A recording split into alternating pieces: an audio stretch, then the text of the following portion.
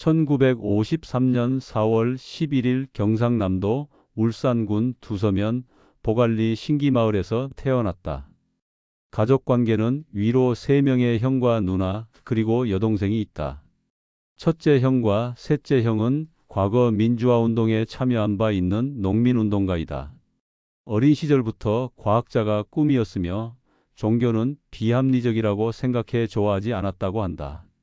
불교와 연이 닿게 된 것은 중학교 때 불교학생회에 가입하면서부터이며 경주고등학교 1학년 때는 경주지역 불교학생회 회장을 맡았다. 그러던 중 분황사에서 은사 도문을 만났다. 도문이 법륜을 불러 세우려 하자 당시 시험 기간이었던 법륜은 바쁘다고 말했고 도문은 대뜸 넌 어디서 왔냐?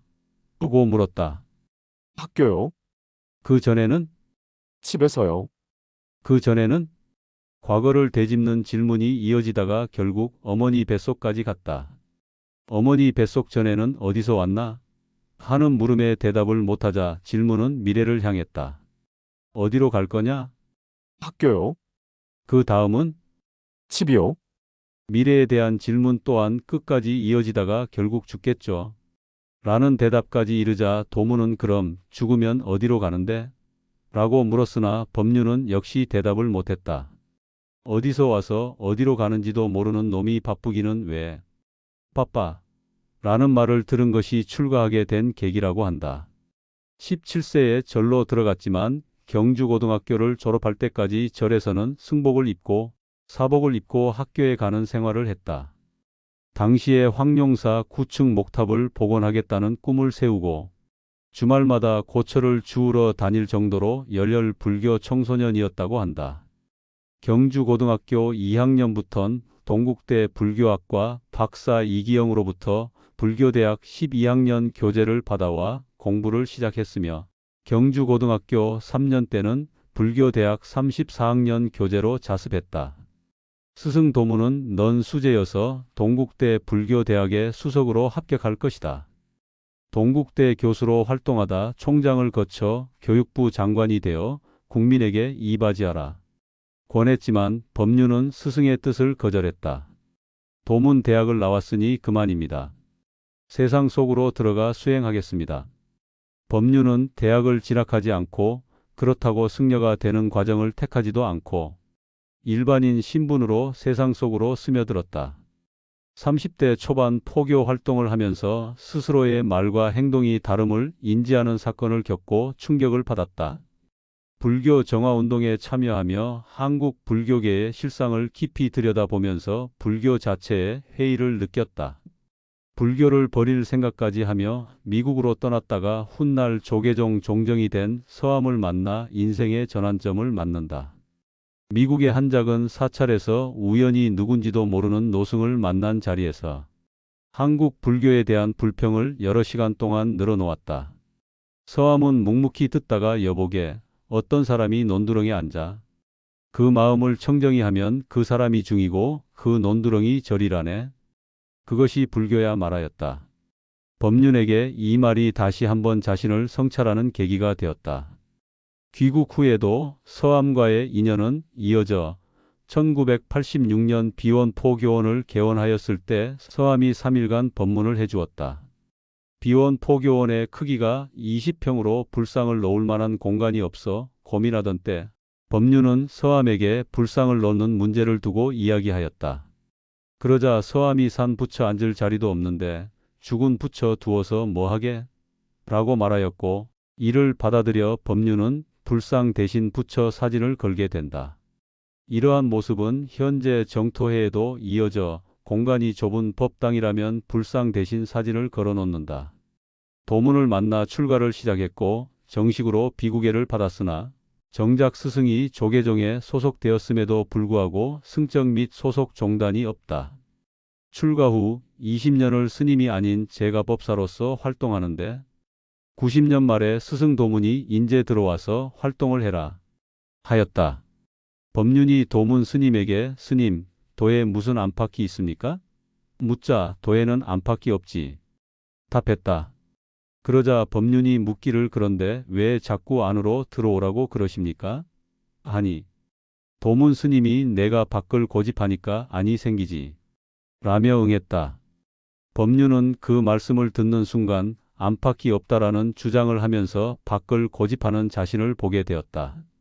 그때 바로 그 자리에서 삭발을 하고 도문은 사미계는 옛날에 받은 걸로 하고 계율에 대해서만 다시 설하고 비구계와 법사계를 받고 전법을 받았다.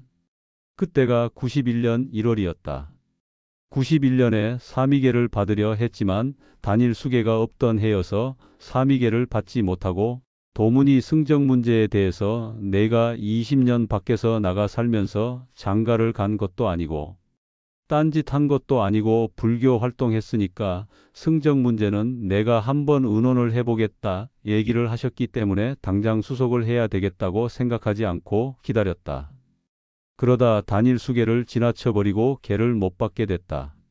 조계종에선 법륜이 단일 계단에 참여를 안 했기에 승려로 인정을 할 수 없다기에 법륜은 승적 문제를 해결하기 위해 1995년 8월 25일부터 진행되는 행자교육원 입방원서를 다시 썼다.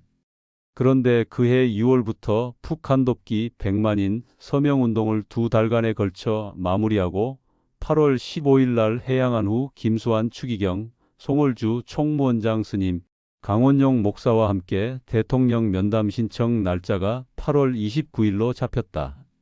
당시 정토회의 책임자들은 합동수계에 대한 안건을 대중공사숙의형 전원 토의에 붙였다.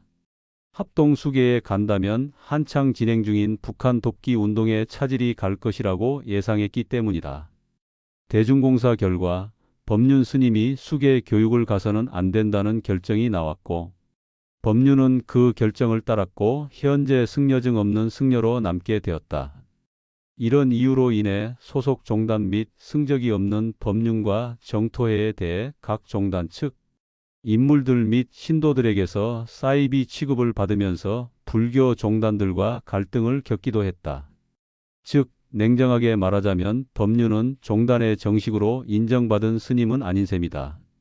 그러나 명백히 사이비는 아니다. 상을 두지 않는 원불교조차 사회적으로 봤을 때 믿음의 영역이라 할 수 있는 윤회사상을 인정하고 있다. 반면 법륜은 믿음과 신앙으로서의 윤회사상은 존중은 하나 깨닫음에 있어서 중요하지 않다 말하고 오히려 과학적인 접근과 태도를 취하고 있다. 따라서 그의 불교 사상엔 신앙적 영역에 속할 만한 요소가 단 하나도 없다. 그렇기에 정토회조차 종교라 지칭하기도 어렵다. 그렇다면 스님이라 할 수 없지 않느냐라 평할 수도 있지만 중요한 건 세속의 평가다. 민주주의의 국가 시점에서의 종교는 믿음의 영역으로서 존중의 대상이지 법을 기준하여 정하지 않는다.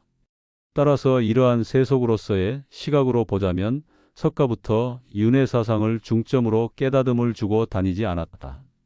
그를 기준으로 하자면 깨닫고 행하는 것 역시 승려로서의 일이라 볼 수 있다는 것이고 모든 종교가 법으로 결정하는 것이 아닌 사회인 개개인이 결정하는 면이 있기에 법륜을 승려라 칭하는 것 역시 아무런 문제가 되지 않는다.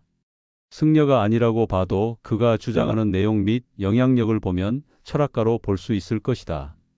그렇기에 이러한 법륜은 승적이 아닌 자발적인 행보로서 세간의 인정을 받은 승려라 할 수 있다. 수행을 중심으로 하여 정토회를 이끌고 철학으로서의 종교가 갈 길을 보여주고 있다. 유튜브만 보더라도 대한민국 각 지역, 세계 각 지역에서 무료로 진행되는 증문즉설이 상당히 자주 진행되고 있음을 볼 수 있는데 이를 보면 법륜의 뜻과 철학이 얼마나 확고한지 알 수 있다.